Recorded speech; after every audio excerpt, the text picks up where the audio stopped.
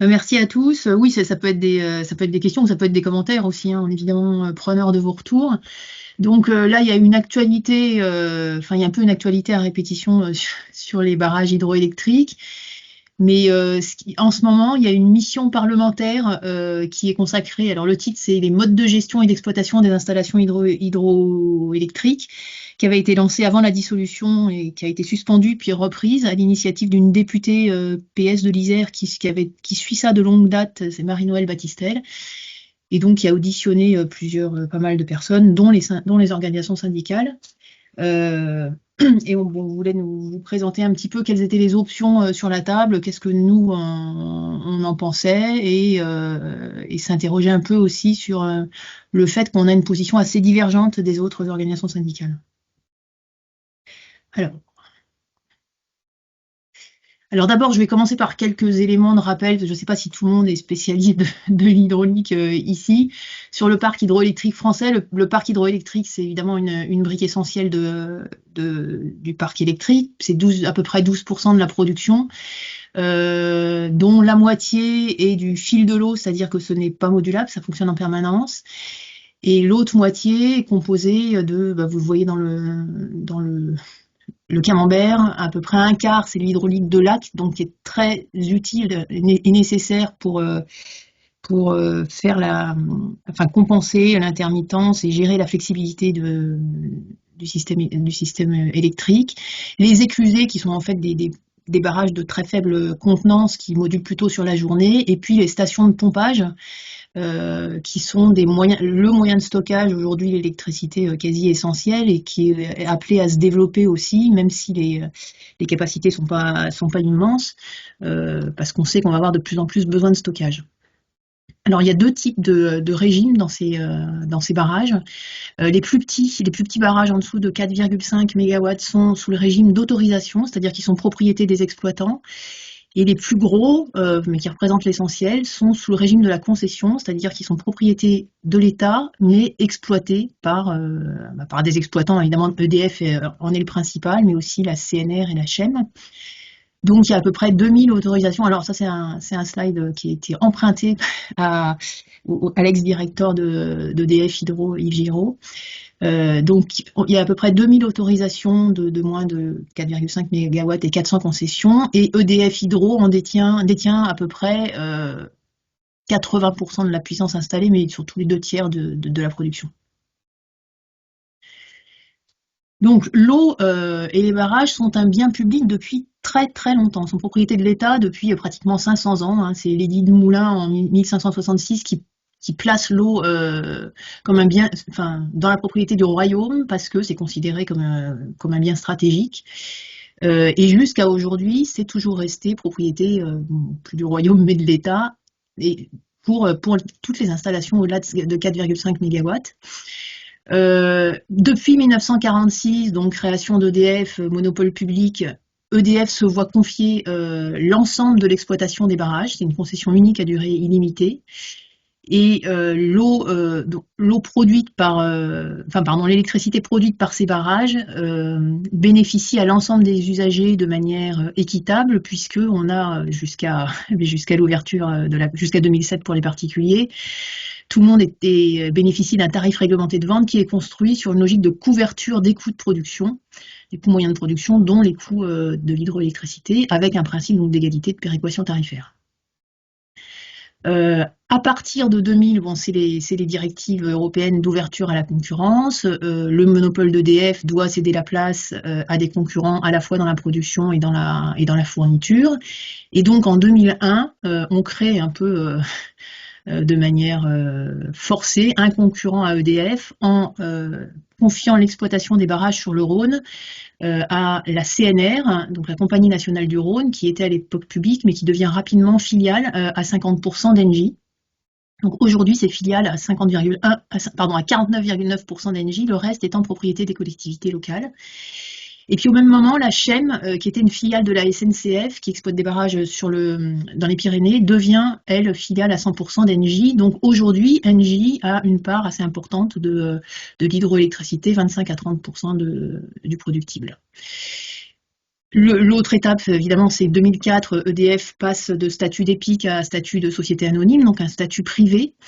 Et donc, vont s'appliquer des règles de concurrence, puisque EDF devient une entreprise comme une autre, les règles de la commande publique qui imposent qu'en fin de concession, alors les concessions ont une durée là, de souvent 70-75 ans, et en fin de concession, il y a obligation de renouvellement via un appel d'offres et une mise en concurrence.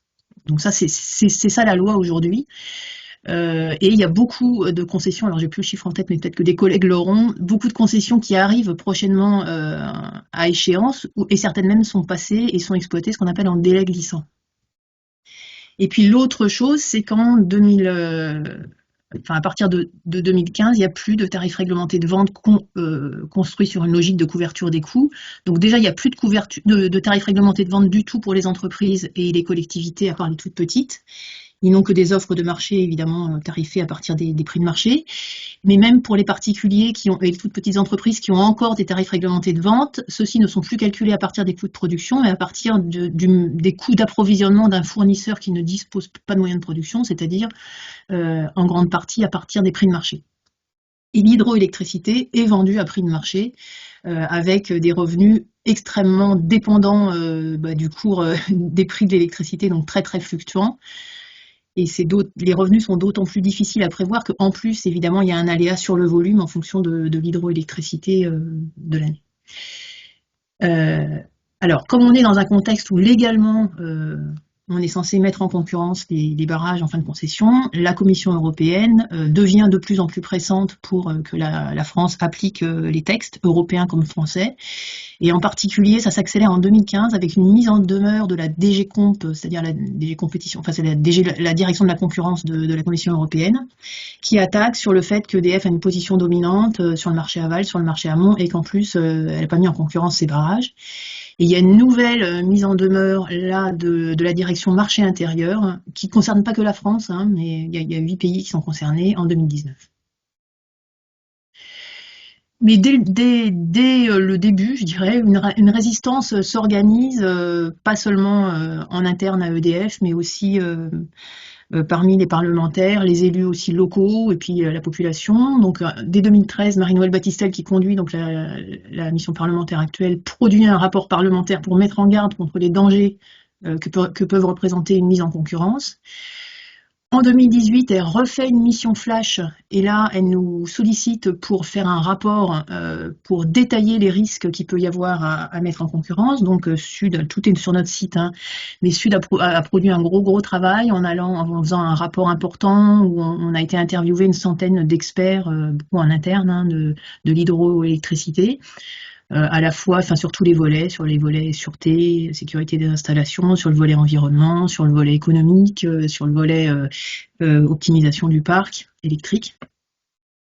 Sur le volet ressources en eau aussi, dès 2018, on pointait de manière assez forte, et notamment Rémi là, qui s'est connecté, le fait que l'eau est une ressource de plus en plus rare, que les barrages ne servent pas que à l'hydroélectricité, ce qui était assez peu connu en fait des parlementaires, mais qu'il y a des multi-usages. C'est dans certains endroits de l'eau potable, ça sert à l'irrigation, à la navigation, au tourisme, etc. Et cette ressource est appelée à devenir de plus en plus rare, de plus en plus stratégique, comme ce qu'on voit déjà en Espagne. Donc on a été porter ce rapport un peu à tous les groupes parlementaires pour les convaincre qu'il fallait surtout pas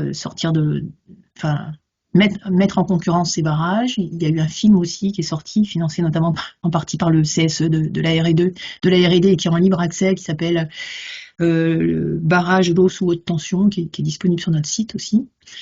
Et en fait, tous les groupes se sont dit, se disaient conscients après discussion, hein, qu'il fallait surtout pas mettre en concurrence ces barrages. Alors en 2019, par exemple, il y a eu plusieurs interventions, hein, il y a eu un dépôt d'une proposition de résolution de 113 députés demandant à ce que les barrages ne soient pas mis en concurrence et soient exclus de la directive qui oblige cette mise en concurrence. En 2019, dans le cadre du projet Hercule, il est aussi question d'hydraulique, puisque dans Hercule, je pense que vous vous en souvenez, la partie hydroélectricité, ce qui était prévu, c'était de la placer dans une entité 100% publique, à part, puis c'était l'entité Azure, et c'est en fait c'est ce qu'on appelle la quasi-régie sur laquelle on va revenir, parce que c'est une des options possibles pour échapper à la mise en concurrence, et c'est celle qu'on porte. Par contre, le gros problème du projet Hercule, pour nous, c'était pas Azure, c'était le reste, c'est-à-dire qu'en échange de cette nationalisation de l'hydraulique, et en échange aussi de la nationalisation du nucléaire, qui devait revenir 100% public, la Commission européenne exigeait, paraît-il, la privatisation des autres activités du groupe. Et ça, évidemment, on n'en voulait absolument pas. Alors en 2021, l'autre point un peu très important pour nous, c'est qu'il y a eu un projet de loi sénatorial dans la foulée de toute cette résistance. Les sénateurs du groupe écologiste Solidarité et Territoire ont déposé un projet de loi qui proposait de créer une entité 100% publique pour gérer tous ces barrages, et donc toujours, donc c'est la quasi-régie, et qui aurait interrompu les procédures et permis d'éviter cette menace permanente de mise en concurrence. Mais ça a été fortement rejeté par les directions d'EDF et d'Engie, et nous on a été auditionnés avec les autres organisations syndicales, et on s'est aperçu qu'on était les seuls à défendre ça, et que toutes les autres fédérations syndicales n'en voulaient pas, considérant que ça allait affaiblir EDF et la CNR. Bon, je laisserai éventuellement, s'il y a des collègues des autres syndicats, pourront expliquer. En 2022, donc quelques mois après, février 2022, il y a une concession, comme par hasard, la concession de la CNR, qui est le gros acteur privé de l'hydroélectricité, qui est prolongée pour 18 ans, jusqu'en 2041, alors même qu'il n'était pas en fin de concession. Et ce qui nous a beaucoup choqué, c'est que cette prolongation a eu lieu, et 2 jours après, il y avait un rapport de la Cour des comptes qui avait été finalisé en juillet d'avant, mais qui sortait et qui pointait des résultats absolument mirobolants des concessions de la CNR depuis sa création en 2003 jusqu'en 2020. Donc je vous lis, bon, j'ai mis la citation, mais en gros, il disait ça représentait, donc entre 2003 et 2020, une rémunération moyenne des capitaux engagés de 24% par an. Donc 24%, c'est quand même absolument énorme. Dans le même temps, les montants des programmes d'investissement et leur taux d'exécution se sont dégradés en fin de période. La régulation financière s'est révélée excessivement favorable aux concessionnaires au cours de la période écoulée. Ils disaient même que ça ne va plus, ils ne sont plus gérés dans l'intérêt des consommateurs. Et pourtant, il y a eu une reconduction. Alors les règles ont un peu changé, c'est-à-dire que maintenant il y a des redevances progressives en fonction du prix de vente de l'électricité. Mais personne ne met son nez là-dedans, et nous on a fait des simulations, et ça reste, à notre avis, c'est resté excessivement rentable, surtout avec la flambée des prix de marché. Parce que là 24% de rentabilité par an, c'était avant la flambée des prix. Ah pardon, excusez-moi. Alors, l'avant-dernière étape, on est dans cette session-là, depuis fin 2023, début 2024, il y a une nouvelle proposition qui a été mise sur la table par EDF, qui est de basculer en régime d'autorisation, c'est-à-dire que l'exploitant, donc EDF et la CNR et l'HM, récupéraient la propriété des barrages. Et donc, on ne serait plus dans le cadre d'une concession, et donc, disent-ils, il n'y aurait plus obligation de mise en concurrence. Cette proposition, on va y revenir parce qu'on n'est pas du tout de cet avis, cette proposition est apparemment très soutenue par le gouvernement. Ça avait été intégré dans le projet de loi souveraineté énergétique qui était prévu, dont le passage était prévu en début d'année, puis finalement qui a été reporté et qui pour l'instant jamais arrivé. Il y a eu une commission sénatoriale en début de l'année dernière sur les prix de l'électricité, dans laquelle il y a eu une table ronde sur l'hydroélectricité, où sont interrogés une représentante d'EDF, une directrice d'EDF Hydro, un directeur de la CNR et une juriste. Je vous conseille éventuellement de la suivre parce que ça donne des éléments intéressants, où ils regardent justement les différentes options possibles. Et donc, il y a cette nouvelle mission parlementaire dirigée par Marie-Noëlle Battistel qui a été lancée, puisque, en gros, elle avait l'impression que rien ne bougeait, puisque le projet de loi souveraineté énergétique était tombé aux oubliettes, et que ça ne pouvait pas continuer comme ça, avec une menace permanente d'une mise en concurrence de ces barrages. Alors, on va faire un petit peu une revue maintenant des propositions sur la table. En fait, il y en a en gros 4, une mise en concurrence des concessions, avec donc appel d'offres en fin de concession, et une petite variante qui est de dire on va quand même pas faire à chaque fin de concession un appel d'offres. Il faut que tous les barrages d'une même vallée soient propriété d'un même exploitant, donc on les mettra en concession tous ensemble en calculant la date selon la méthode débarrissante, c'est-à-dire une moyenne pondérée des différentes dates d'échéance des concessions de la vallée. L'autre possibilité, c'est une mise en place d'une quasi-régie. Alors, donc je vais détailler ce que c'est qu'une quasi-régie. Donc, dans le cadre du régime de concession, donc avec propriété des barrages à l'État, les textes européens et français permettent en fait une dérogation à l'obligation de mise en concurrence à une condition, donc si et seulement si les concessions sont confiées au pouvoir adjudicateur. Donc le pouvoir adjudicateur, c'est l'État, ça peut être éventuellement l'État associé à des collectivités territoriales. Et cette obligation, donc, c'est-à-dire que l'État doit gérer ses concessions soit directement donc par ses propres services, et ça s'appelle en régie, il les gère en régie, soit il les gère indirectement via une entreprise publique, un établissement public qui contrôle de très près, et ça s'appelle une gestion en quasi-régie. Pour qu'il y ait quasi-régie, il faut 3 conditions strictes et cumulatives. Il faut un contrôle analogue de l'État sur l'établissement en quasi-régie, c'est-à-dire qu'il est écrit que l'État doit contrôler l'établissement comme ses propres services. Deuxièmement, il faut un principe de spécialité, c'est-à-dire qu'il faut que au moins 80% des activités de la quasi-régie soient dédiées à l'activité concernée, donc à l'exploitation des barrages. Et troisièmement, il faut que ça soit un établissement 100% public. Alors, c'était 100% public, là, il y a une petite dérogation, c'est-à-dire qu'il peut y avoir quelques capitaux privés, mais très faibles et à condition qu'il n'y ait aucune capacité de contrôle et de blocage. Donc, quand on parle de quasi-régie, on peut absolument parler d'EPIC, c'est-à-dire qu'on confie l'exploitation des barrages à une EPIC gérée par l'État en quasi-régie. C'est comme ça qu'on dit. Alors, par simplification de langage, on parle de la quasi-régie pour l'EPIC, mais en gros, c'est ça, c'est un établissement public. Donc, quel est le périmètre? Bon, ça c'est à définir. Dans Azur, c'était uniquement les barrages d'EDF. Nous, on pense, et c'est plutôt ce qui est envisagé, que tous les barrages français en concession, donc y compris ceux de la CNR et de la Chem, devraient passer dans cette quasi-régie. Donc ça, c'est la deuxième solution qui a été longtemps portée. Ensuite, il y a ce passage en régime d'autorisation. Donc, je vous l'ai dit, les exploitants récupèrent la propriété du barrage, c'est-à-dire qu'ils doivent racheter en fait les barrages. Ils ne sont plus qu'exploitants, ils sont aussi propriétaires. Et puis, il y a une autre proposition qui a été avancée par Marino Battistel, qui n'était pas discutée notamment dans la table ronde sénatoriale là, du début d'année, qui est de réviser la directive concession, la directive européenne concession, pour en exclure l'hydroélectricité, comme ça c'est fait pour Enedis et les concessions du réseau de distribution, en faisant valoir une spécificité de la gestion des barrages, donc comme les distributions, c'est-à-dire en disant que c'est un bien stratégique et que donc on peut éviter la mise en concurrence.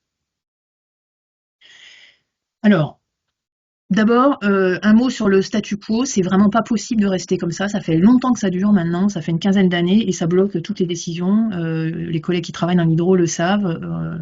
Les investissements sont complètement entravés parce que y a une insécurité juridique et les directions ne veulent plus bouger de peur que ça remette en cause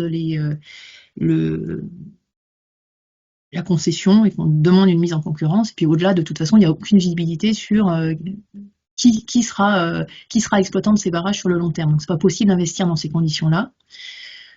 L'autre problème, c'est que l'hydroélectricité, comme d'autres moyens de production, l'électricité qui est produite par les barrages est vendue à prix de marché, donc à un prix qui est complètement déconnecté des coûts, qui est extrêmement volatile, on l'a décrit longtemps et qui a alimenté la crise qu'on connaît aujourd'hui.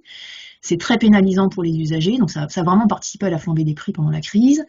Ça a engendré, j'ai dit, des rentes privées absolument excessives, notamment pour la CNR. Et même quand c'est exploité par EDF, c'est pas fléché vers le parc français. EDF réalise la moitié de son chiffre d'affaires à l'étranger. On ne sait pas où part l'argent de la vente de l'hydroélectricité. Et puis symétriquement, alors c'est pas le cas quand les prix de marché sont hauts, mais quand les prix de marché sont bas, il n'y a pas de garantie suffisante pour les producteurs, pour les investisseurs en cas de chute des prix. Et ils peuvent se retrouver à vendre à perte, et donc c'est absolument pas des conditions favorables pour enclencher des investissements sur des décennies, voire sur un siècle.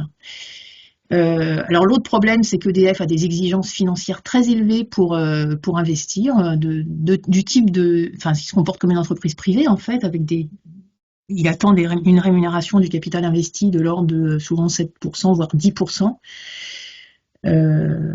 Alors, en partie justifié par le fait que justement, comme on l'a dit, comme c'est une vente à prix de marché, les revenus ne sont pas garantis, mais aussi parce qu'ils se positionnent, enfin, on a maintenant une direction qui se positionne comme une entreprise qui doit faire des bénéfices. Enfin, ça c'est une interprétation dans laquelle le service public est quand même de deuxième ordre, pour être gentil.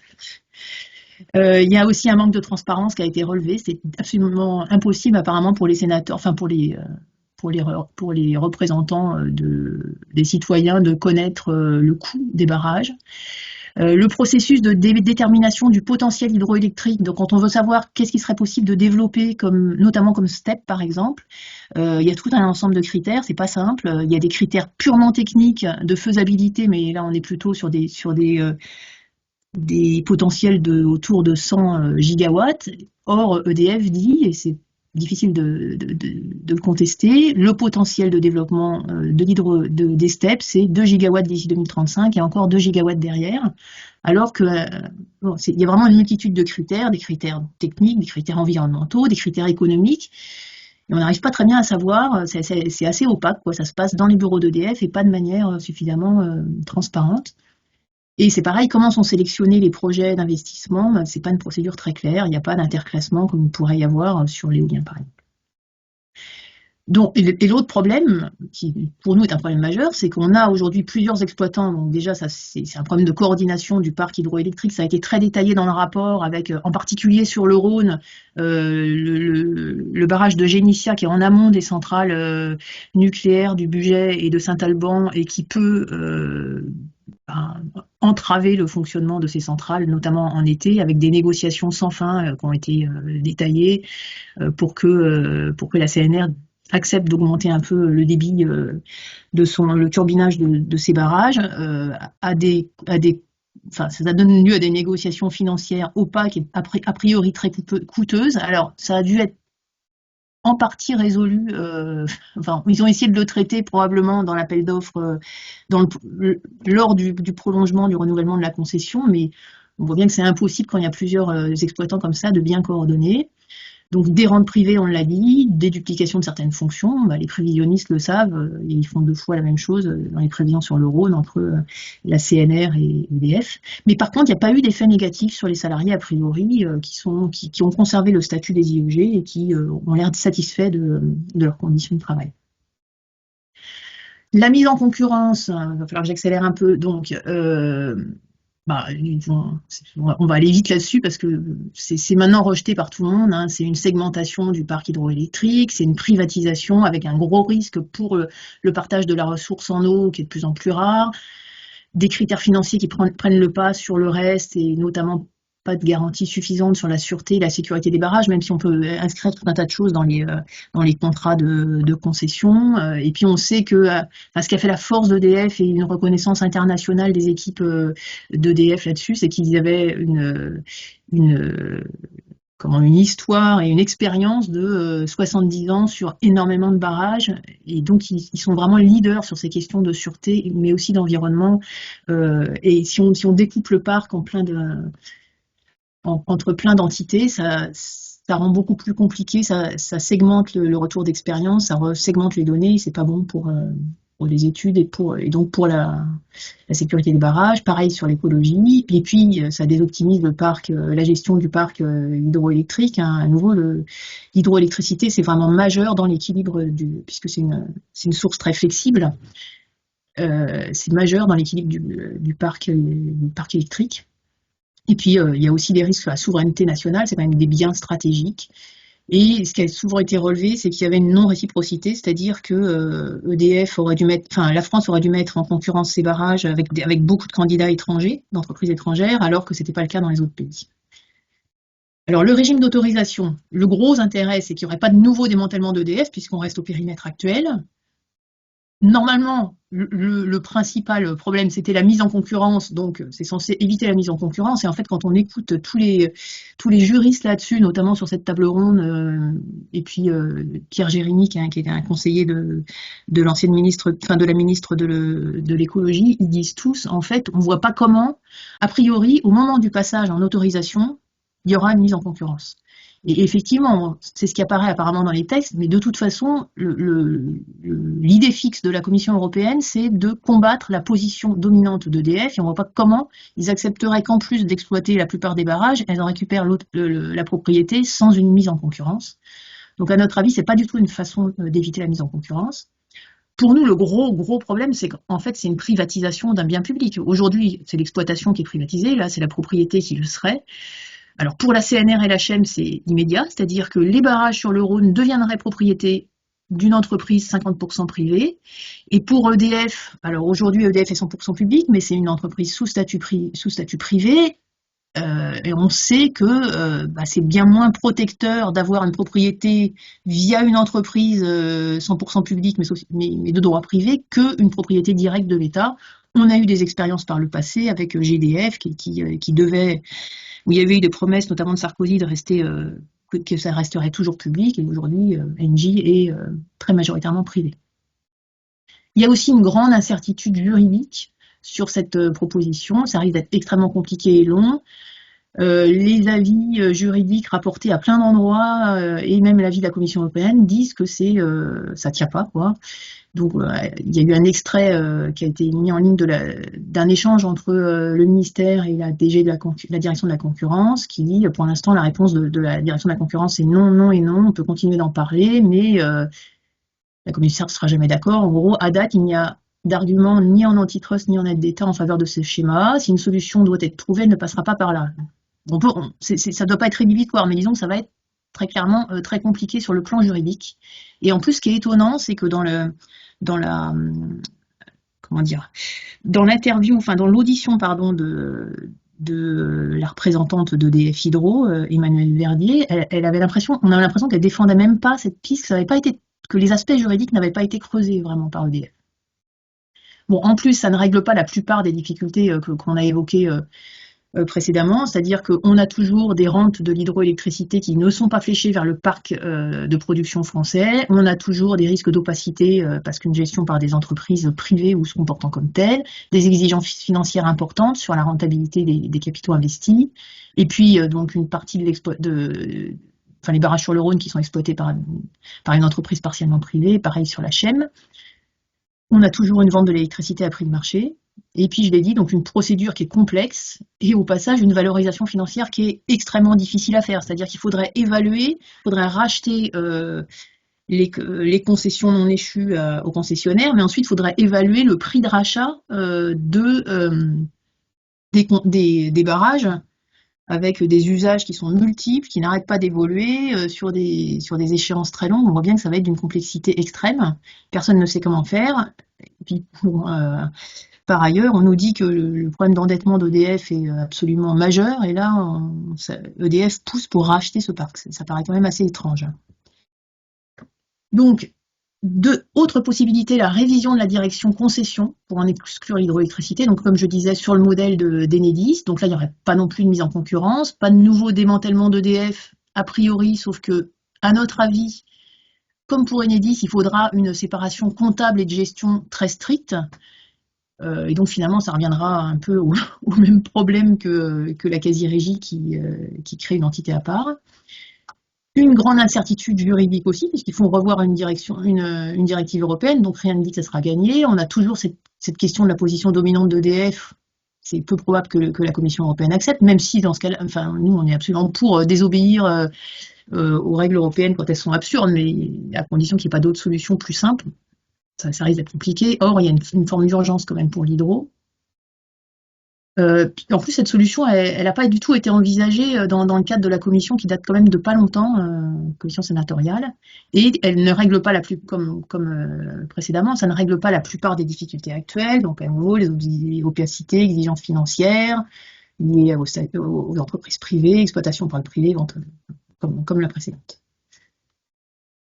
Mais bon, ce qui est sûr, c'est que pour nous, la grosse ligne rouge, c'est le. Ah pardon, non, ça, on est sur la concession, excusez-moi, je dis des bêtises. Donc la quasi-régie, qui est nous la solution qui nous semble nettement la meilleure. Donc les intérêts, c'est qu'il n'y a pas de mise en concurrence, ça c'est clair, c'est dans les textes, c'est compatible avec le droit européen, donc plus simple à mettre en œuvre et plus rapide. Ça maintient la propriété publique des barrages, ça garantit une exploitation publique et intégrée des barrages, donc c'est une amélioration par rapport à ce qu'on a aujourd'hui. Donc ça veut dire que ces barrages seraient gérés dans l'intérêt général par une entreprise publique, donc dédiée au service public, pas pour créer de la valeur pour des entreprises privées. Ça évite des rentes privées, donc c'est mieux pour la souveraineté, pour la sûreté et pour la transparence des données qui aujourd'hui posent problème. Ça garantit une meilleure coordination de la gestion de l'ensemble du parc hydroélectrique, hein, même si ça crée d'autres problèmes, on va le voir. Ça permet donc, cette transparence permet une meilleure évaluation du potentiel technique de développement, une meilleure évaluation du potentiel de sélection des sites où il pourrait y avoir de l'investissement. L'autre point dont on a parlé, c'est que ça permet de flécher les bénéfices du parc hydroélectrique vers les investissements dans l'hydroélectrique français. Alors après, on peut avoir on peut décider que si l'hydroélectrique devient très rentable, il y aura un rééquilibrage avec d'autres parcs, mais au moins ça sera transparent. Ça facilite la mise en place d'un modèle économique soutenable pour ces barrages, hein, parce qu'aujourd'hui, donc cette vente à prix de marché, de toute façon, quelle que soit la solution, elle ne convient pas. Elle ne permet pas de faire les investissements, soit elle génère des rentes, soit elle met les producteurs en défaut. Donc il faut absolument arriver à des revenus qui s'approchent au maximum des coûts de production, des coûts complets. Et quand on a une entreprise 100% publique, elle est dédiée à l'intérêt général, donc il n'y a pas besoin d'avoir une incitation financière à ce qu'elle participe à l'optimisation du parc. C'est son objet, c'est son objectif. Alors que si on a des entreprises privées, il faut rajouter des incitations au placement, donc une partie rémunérée sur le coût marginal, sur le prix de marché, et donc ça génère du risque, et donc ça génère des coûts de financement. Donc comme ça faciliterait cette mise en place d'un modèle économique qui garantit les revenus, en fait, ça baisse énormément les coûts financiers, qui sont un enjeu énorme, hein. Je rappelle ce que dit RTE, mais ça a été documenté partout, entre un financement à 1% du parc de production total et un financement à 7%, la différence, c'est qu'on a doublé le coût total du parc de production. Alors, on n'a pas les chiffres pour l'hydro, parce que justement, c'est difficile à avoir, mais comme l'hydraulique, c'est essentiellement des coûts d'investissement à très long terme, ça doit être de cet ordre d'idée aussi. Et puis, ça créerait une entité publique qui peut être un point d'appui pour un retour au public de tout le système électrique. Alors, quelles sont les difficultés? La principale difficulté, c'est la séparation entre le parc hydroélectrique et le parc nucléaire d'EDF. Et donc, l'optimisation conjointe du parc pilotable d'EDF, c'est-à-dire le fait de pouvoir optimiser sans passer par un prix de marché à la fois le nucléaire et l'hydro, devient plus difficile. Mais bon, nous, on pense que c'est contournable. Alors déjà, au passage, ça prouve bien, contrairement à ce que nous dit notre direction et ce que répète tout le monde, que non, le marché à court terme ne fonctionne pas très bien pour optimiser le parc. La preuve, c'est que quand on n'a pas un parc intégré, ça se passe moins bien qu'avec un parc intégré. Mais bon, déjà, cette désoptimisation existe déjà, puisque EDF n'a pas dans son portefeuille tous les moyens pilotables du parc français. Il n'a pas tous les barrages, d'ailleurs, on l'a dit sur la CNR. Il n'a pas certains moyens thermiques, il n'a pas certaines flexibilités aval. Donc, il y a déjà une désoptimisation aujourd'hui. Deuxièmement, c'est vrai que ça a un coût si on n'arrive pas à gérer cette optimisation conjointe entre nucléaire et hydraulique, mais et bon, évidemment, je pense qu'il faut tout faire pour éviter cette désoptimisation, mais c'est quand même à relativiser par rapport au coût du capital, donc le coût de financement qu'engendrerait une privatisation. On parle d'une optimisation du coût de fonctionnement du parc électrique. Le coût de fonctionnement, c'est à peu près 10% du coût total. Le reste, c'est des coûts fixes. Et là-dessus, donc si on a une désoptimisation, je ne sais pas comment ça peut faire, de 10%, ça veut dire qu'on est de l'ordre de quelques pourcents, 1%, 2%. Donc il faut l'éviter encore une fois, mais l'enjeu est de deuxième ordre par rapport à privatiser le parc. Et puis surtout, on pense qu'il y a des moyens de contournement possibles qui ne favoriseraient aucun des acteurs privés, et ne s'apparenteraient pas à une aide d'État. C'est par exemple, nous on pense qu'on peut créer une instance d'optimisation centralisée à qui on confie l'optimisation de l'ensemble du parc français, en tout cas du parc flexible, cette optimisation centralisée, elle peut absolument être rattachée à la quasi-régie, qui est une entité publique, donc qui peut pas être suspectée de favoritisme. On pourrait aussi confier cette optimisation à RTE, avec un rôle d'acheteur unique, ou éventuellement étendre la quasi-régie au nucléaire ou à RTE. Alors là, c'est plus compliqué, c'est plus lourd, parce qu'il faudrait que le parc nucléaire repasse en propriété d'État et qu'on étende la quasi-régie. Je ne sais pas si c'est possible, mais en tout cas, ça pourrait être des pistes, quoi. Sur les conditions de travail des salariés, nous on pense qu'il n'y a pas de risque là-dedans, puisque de toute façon le statut des IEG serait maintenu, comme il a été maintenu pour les salariés qui sont passés à la CNR. Les possibilités de mutation, parfois mises en avant, bon, ça serait quand même une structure d'une taille importante, hein, puisque ça regrouperait tout le parc hydroélectrique français. Et puis, on sait que les mutations entre entreprises sont tout à fait possibles. Enfin, nous, des collègues qui passent à RTE, qui passent à Enedis, oui, oui, ou même qui passent à Total Energy, à Osiris, on en connaît beaucoup. Après, l'aide qu'offrent les RH pour faire des mutations internes, je pense, c'est quand même assez à relativiser. Donc, j'ai presque fini, hein. Ensuite, il y a la question du démantèlement des fonctions transverses. C'est très important de maintenir une ingénierie et une R&D avec des compétences de haut niveau. Nous, on pense qu'il n'y aurait pas d'affaiblissement de cette ingénierie et de la R&D, parce que les perspectives d'activité, au contraire, on aurait à nouveau des perspectives d'activité sur l'hydro à long terme, une continuité sur le moyen et long terme. Il n'y aurait pas de remise en cause majeure des structures, même s'il y aurait des réorganisations à réfléchir à la marge. Alors, les réorganisations, ça concerne notamment l'activité internationale, qui ne peut pas rester dans une quasi-régie qui est dédiée au service public. Peut-être que ça pourrait, une activité internationale basée sur la coopération, oui, mais basée sur des flux financiers, on ne pense pas, mais c'est moins de 10% du CIH aujourd'hui.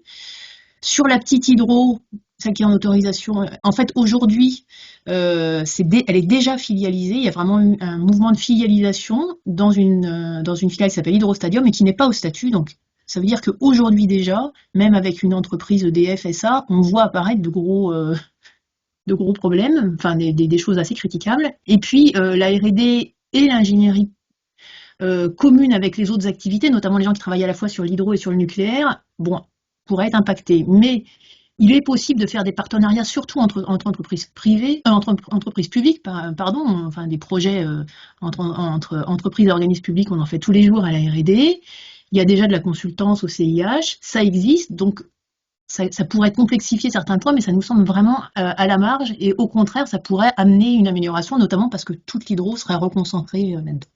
Donc pour nous, c'est pas un risque majeur identifié. Et pour l'activité internationale, de toute façon, nous, on pense qu'il faut clarifier cette activité, l'isoler, regarder ce qu'on fait et la re-questionner. Et puis pour les fonctions support, comme les achats, les RH, je ne sais pas ce qu'il peut y avoir. Enfin, bon, il y a un impact probablement, mais relativement faible, et puis partiellement compensé par le regroupement avec la CNR et la chaîne. Donc, alors, on reste quand même clair sur le fait que la solution optimale pour nous, c'est le retour à un monopole public, c'est-à-dire une propriété publique des grands moyens de production, un optimiseur centralisé, public, une facturation de tous les usagers selon des tarifs réglementés de vente basés sur le coût moyen de production, tout en restant dans les mécanismes d'échange européens, hein. On a détaillé cette solution, elle est disponible en synthèse, en long, mais parallèlement à ce combat, on pense qu'il est vraiment urgent de répondre à la question de l'hydraulique, parce que on est dans une situation qui n'est pas tenable, quoi. Donc dans le contexte actuel, nous on pense, avec tout ce qu'on a exposé, que la quasi-régie est la meilleure solution du point de vue de l'intérêt général. Ça revient plutôt à une nationalisation des barrages, alors que l'autorisation, c'est plutôt une privatisation, et qu'il n'y a pas de danger pour les salariés, à condition évidemment d'être vigilant à ce qu'il y ait des bonnes mesures d'accompagnement. Voilà. Désolée, j'ai un petit peu débordé, je vous laisse la parole.